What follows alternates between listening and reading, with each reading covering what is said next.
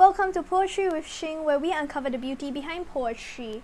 So for today, it's going to be a rather special episode because instead of just looking at one poem, we'll be doing a comparative analysis of two poems, namely The Weary Blues by Langston Hughes and Fantasia by Carl Sandburg.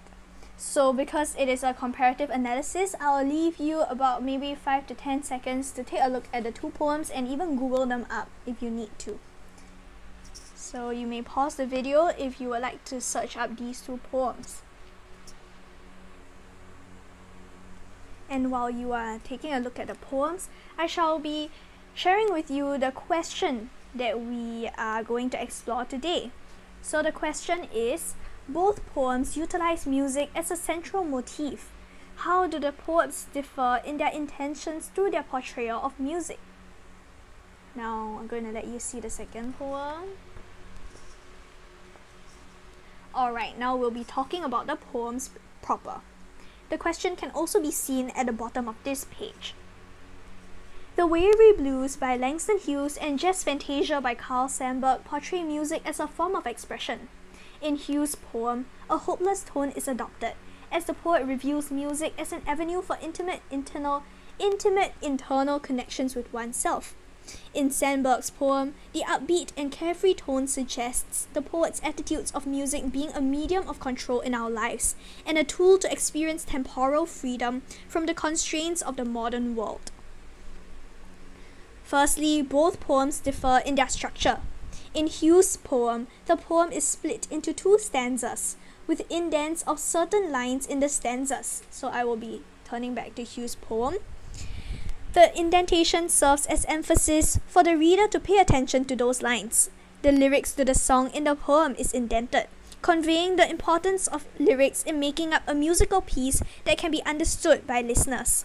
Furthermore, there are rhyming couplets within the poem, including tune and croon and tone and moan, adding a layer of rhythm to the poem that makes it resemble a song, as songs often contain rhyming lines in its lyrics.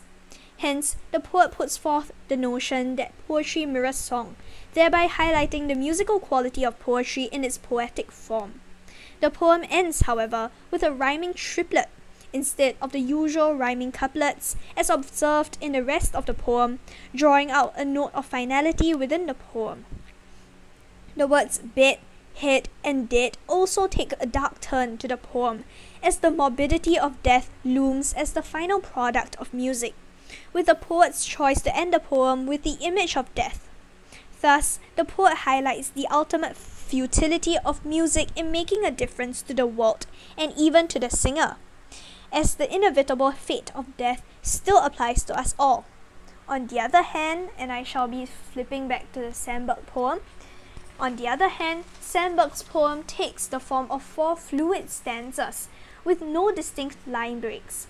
The irregular lengths of the stanzas also reveal the poet's attitude of how music is an avenue for liberation, as there are no restrictions to its form, as represented by the poem's form of free verse. Additionally, the use of ellipses in the last stanza further reinforces the adaptability of music, as the lines that make up the last stanza seem random and the ellipses suggest hesitation and uncertainty, as the lyrics to the song are made up on the spot. In sum, Hughes' poem reveals music as poetic and vice versa. However, despite the beauty and value of music, it is useless in impacting the world at large. Sandburg's poem conveys the promise of freedom that music holds, and carries a hint of adaptability that makes up the quality and uniqueness of music. Secondly, both poets employ vivid imagery with the intent to convey the role of music as a form of personal expression. In Hughes' poem, and I have turned back to his poem, there is a longing for freedom that is verbalized through the imagery of putting my troubles on the shelf, as can be seen from the lyrics of the song. While the lyrics are filled with sorrow, desperation, and lament of life's struggles, there is the awareness of the sufferings of life immortalized within the lyrics and imagery.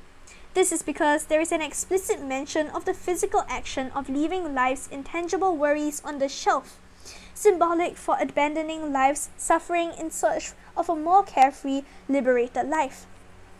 Hence, music is portrayed to be a personal encapsulation of intimate feelings and emotions, and is used as a medium for personal expression.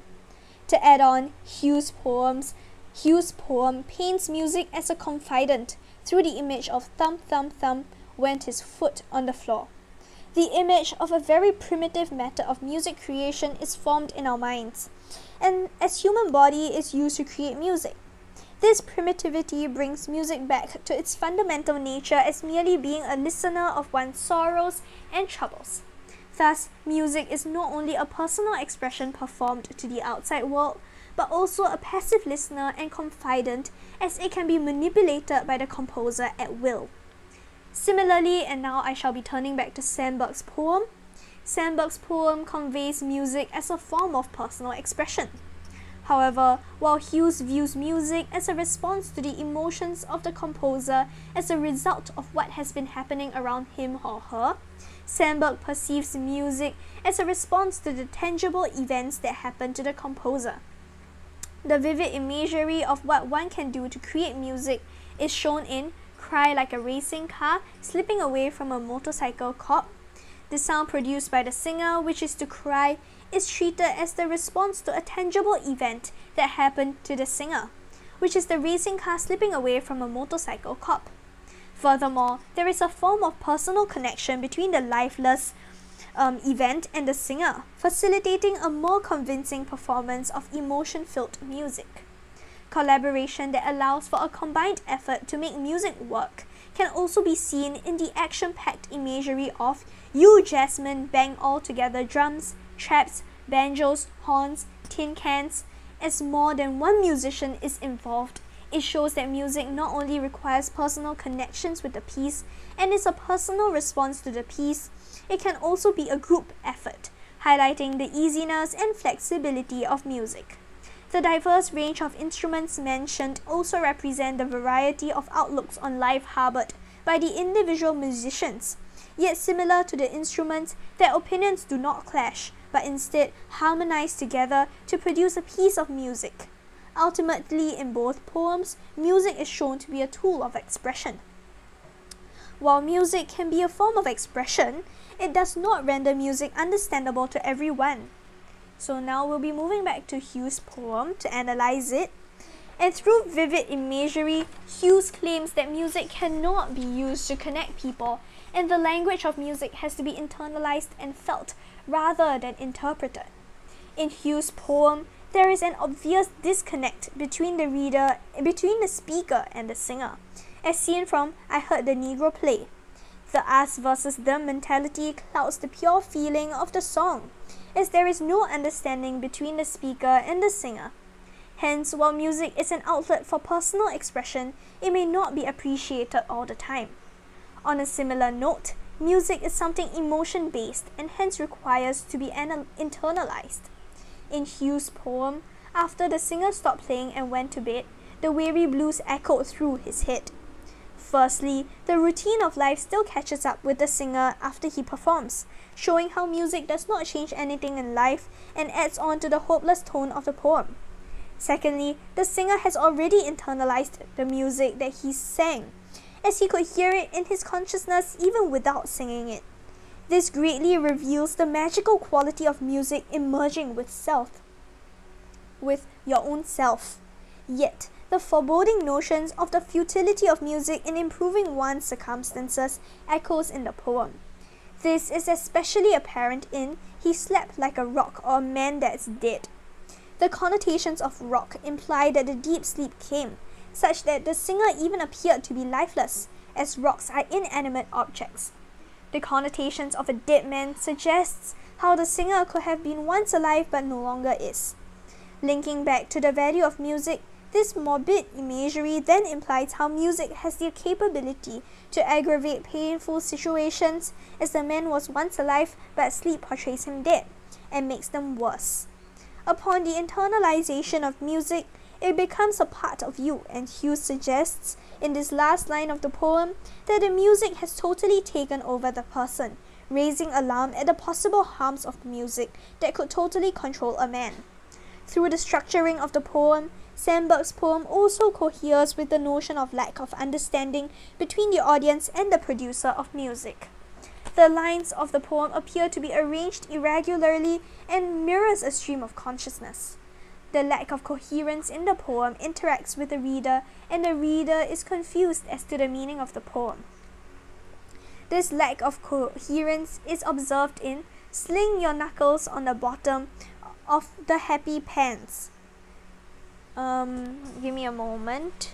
Sandburg is here. Okay. The lack of coherence is observed in "Sling your knuckles on the bottoms of the happy tin pans," as it is odd that animate objects will have feelings. With the poem as a symbol of music, it thus shows how music may not speak to everyone the way it does to the composers, facilitating the detachment between the listener and the music piece. Furthermore, the detachment can be seen in the continuity of daily life despite the music playing on, showing that people rarely spare a thought for the music produced, as seen in "Now a Mississippi steamboat pushes up the night river." Continuity can be inferred from the symbol of Mississippi, one of the longest rivers in the world, and by the steamboat sailing through the long river reflects the endless continuation of life as the music goes on. Hence, with nothing being changed even after music has been played, it suggests the futility of music in altering people's routines, similar to that of Hughes' poem. Both poems' titles reveal the poet's perceptions of music. In Hughes' poem, the title "The Weary Blues" is the name of the song that the Negro sings in the poem, hinting at self-reflexivity at play. Hence, this poem is the lyrics to a song that is about the song.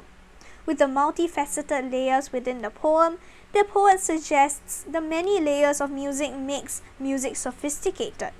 At the same time, while music may be an individual experience for each of us as we internalize it, music is also a universal art of experience.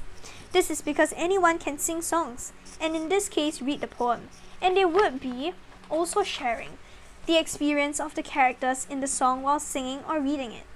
As such, by using self-reflexivity in the Weary Blues, fatigue and sorrow are displayed both in the song and the singer.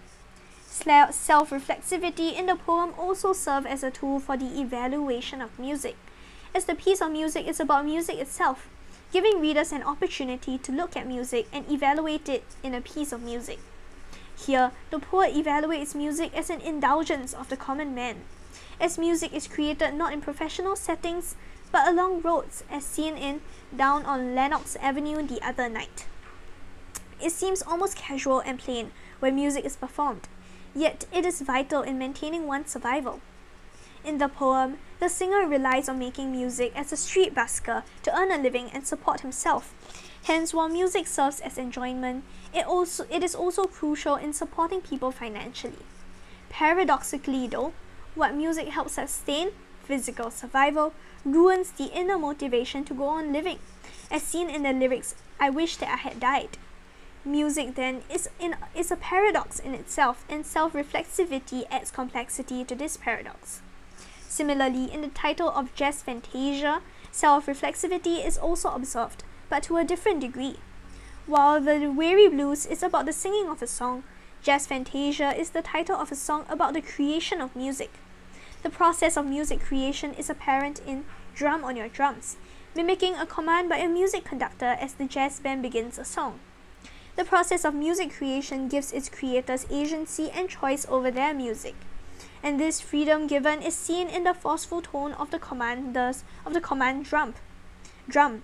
Music creation is evaluated as liberal and upbeat, as shown in the tone of the poem, and the connotations of the title Fantasia hints at the fanatical freedom and enjoyment music creation brings. In conclusion, both poems reflect the futility of music in ever making a difference to the world. However, Hughes intended to critique how music is an option to make a livelihood out of, but the toll of busking and performing degrades the inner motivation to continue living. On the other hand, Sandburg intended to show how while music does not do noble deeds to change the world, it does enough to make its creators enjoy the process of music creation, and this experience are living in the moment, and enjoying music in itself is rewarding enough. Perhaps both poets Use music to shine light on the common man's plight in life. In almost any trade or profession, it is possible to earn a living monetarily out of it. But long hours of being at a job, especially one that you do not like, rots the inner spark and joy in you, deteriorating your mental health as can be seen in the weary blues. On the flip side, in this dreary routine of life, instead of mourning one's lack of accomplishments and pitying oneself, it does better to live in a moment like Jazz Fantasia and enjoy every second of life, as, just like in Jazz Fantasia, the continuity of life is inevitable, uncontrollable, and unstoppable. That's all for today's Poetry with Shing, and if you would like another poem to be analysed, comment the poem and poet in the comments below.